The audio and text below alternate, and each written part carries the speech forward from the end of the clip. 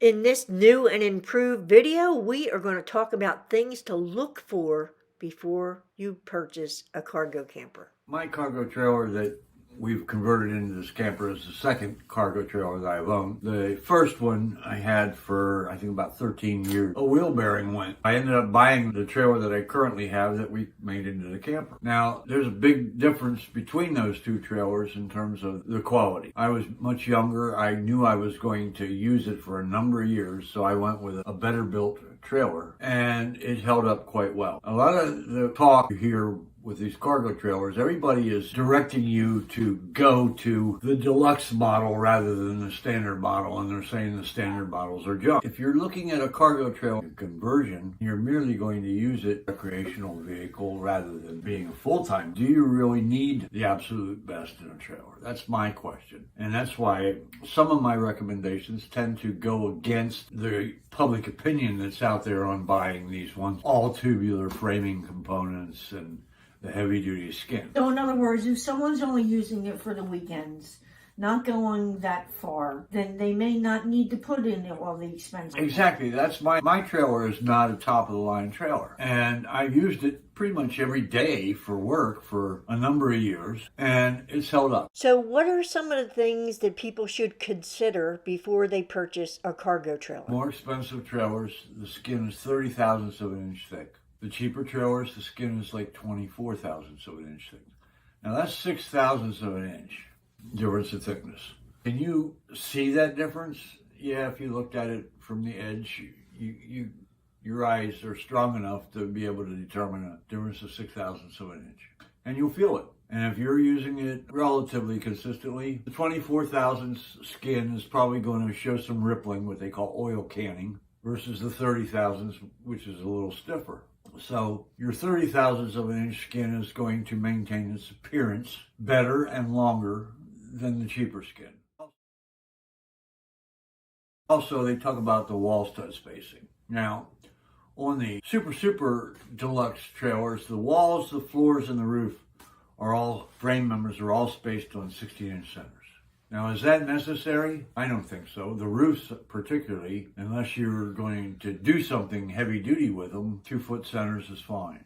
The walls, 16-inch centers is definitely preferred. The floors can go either way on that. We're going to get a lot of complaints about this. Oh, I have no doubt. On the comments. All right, but my floor and my trailer is 2-foot centers with 3/4-inch plywood. Over time, they tend to kind of get a little wavy after, 10, 15 years. But it's nothing excessive.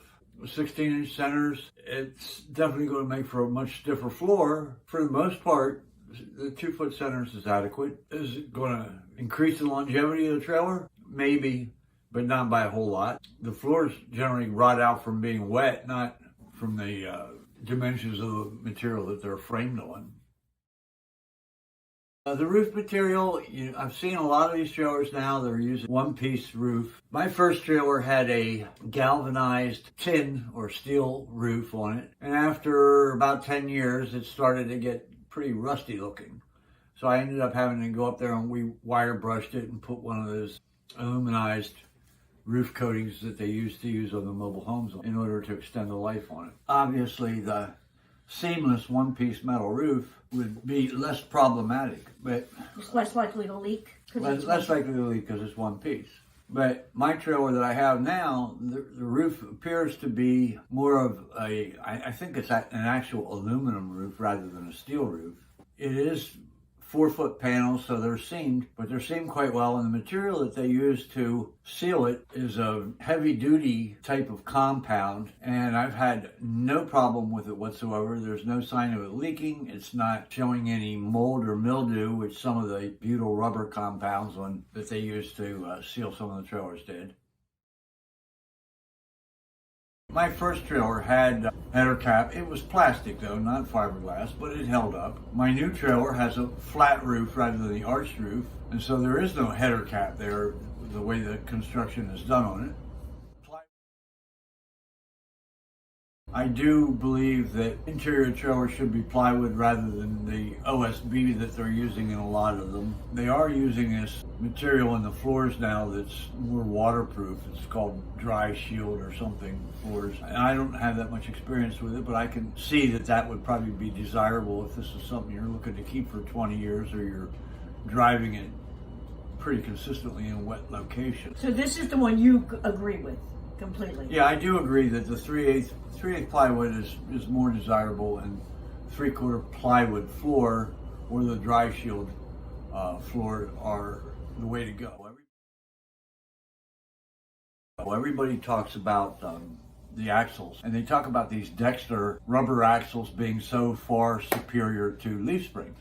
My first trailer had the Dexter torsion axles on it, and that trailer was horrible on the road. It bounced something awful. The trailer that I have now has leaf springs. It rides far better than my first trailer. Didn't matter whether the first trailer was empty or had a lot of weight on it. It still just launched itself in the air every time you hit a bump. You could be hitting a bump, look in the side view mirror, and see those trailer tires come off the ground sixes. Everybody else is opinionated in exactly opposite of what I am.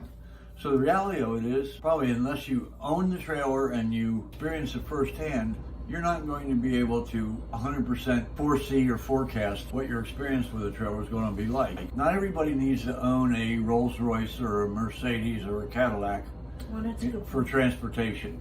And the same is true with the trailers. Not everybody needs to own the most expensive. Dual or single axles? Most people that I talk to that have a trailer, whether it's a camper or a cargo, they prefer the dual axle because they're leery of having a blowout on the trailer with a single axle, that you could lose control in the trailer. And there's probably an element of truth there. Now, one of the bad things with the trailer is because it's basically a separate vehicle, you can't always feel or hear when there's a problem with that trailer. So you could have, like, for instance, a bearing going on in the trailer could be squeaking unless you happen to have had your window down when you were pulling out with it and notice that you might not catch it out on the highway. The same with even they start losing a little bit of air and a tire going flat. Trailer start to lean, but you may not be aware of it until it's too late, until that tire shredded off the rim, and now you're in a situation that's actually dangerous. So almost all the short trailers have a single axle. There's nothing wrong with it. You got a bigger trailer, obviously, err on the side of caution. You go carrying more weight, you go with a double axle. That's my opinion there. Before we finish up, please remember... This really stinks. Stinky, what's wrong? You're not giving me any parts. It's like you're blacklisting me. Okay, you take this part. And so like, share, subscribe, and tell your friends about this new mascot on the show named Stinky, who is just wonderful. Okay? Let's get back to the video. So the next one is look at the warranty. And I have to say we're guilty of this sometimes, but make sure there's no hidden fine print. And this one I think is so important. What are you towing this cargo camper with? Make sure that the vehicle that you have can pull the camper. And remember, when you buy the camper, it's empty. When you customize it and put all the weight in, that could be a different story. So you really have to be mindful of what you're going to be pulling it with. And we've had two different tow vehicles, the van and the Explorer. The difference is night and day how they pull. That van, that E350 van, pulls that trailer like there's nothing behind you. The Explorer, there's a lot of sway back there.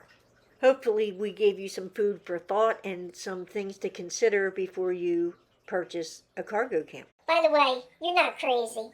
This video has been updated, re-edited, revamped, re-everything since Sharon now has better editing skills. Maybe she'll figure out how to fix my lips soon. Look for more of these updated videos coming up for a better viewer experience. Hey, how was that? Yeah, I need a stinky snack.